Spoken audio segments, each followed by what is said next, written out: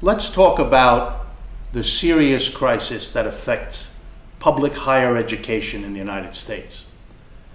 First, let's be clear what that is. In the United States, in the year 2011, approximately 15 million of our citizens attend colleges and universities. Over 12 million out of those 15 million attend a public college or university.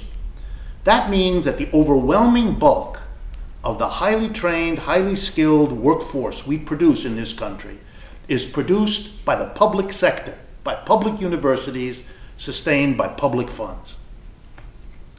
The future of the American economy depends as much on the quality and the quantity of these well-trained college and university graduates as it depends on anything. Our future as an economy and as a society is in many senses dependent on public higher education. How strange it is then that the current economic crisis that the public education system had nothing to do with producing is forcing many of the 50 states in our country, almost all of them, to cut back on the support they give to public higher education, to fire teachers, to cut back on programs, to close whole departments, or to demand more money out of students and their families at a time when they can least afford it. We are damaging the most important institution that trains our workforce and that will shape our economy. That's a response to the current crisis that amounts to shooting yourself in the foot. It means long-term suffering is the solution to a short-term suffering, and that makes no sense at all. Let's be real clear that something deep and dangerous is happening here, because there are other reasons beside the crisis for taking out the problems of our states on the backs of public higher education.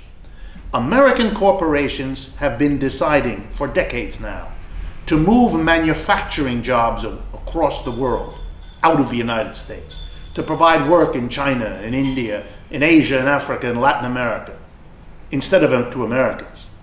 Over recent years, there's now a flood of moving jobs that are not manufacturing, that are supervisory, that are technical, that are professional. Those are the kinds of jobs for which university education is required. And American corporations have decided it's cheaper to hire an engineer, a draftsperson, a technically equipped graduate from a cheaper university system in India than one here in the United States. Well, if you're getting your jobs and your trained workers outside the country more and more, then business calculates who needs higher education here in the United States for millions. We're not going to hire them. We're going to hire their cheaper counterparts abroad.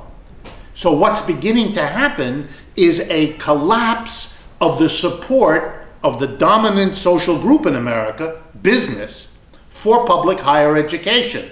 They don't need it for their profits, so we don't get it for the education of our children. To allow this situation to continue is to become part of a process that is driving the United States to a lower and lower standard, not only of economic well-being, but of culture, of education, and of all the things that make a civilized society. It is long past due for the people of this country to recognize that so long as what governs business decisions are the bottom line of profits, not only are the jobs disappearing, but the educational system of the United States is being deconstructed.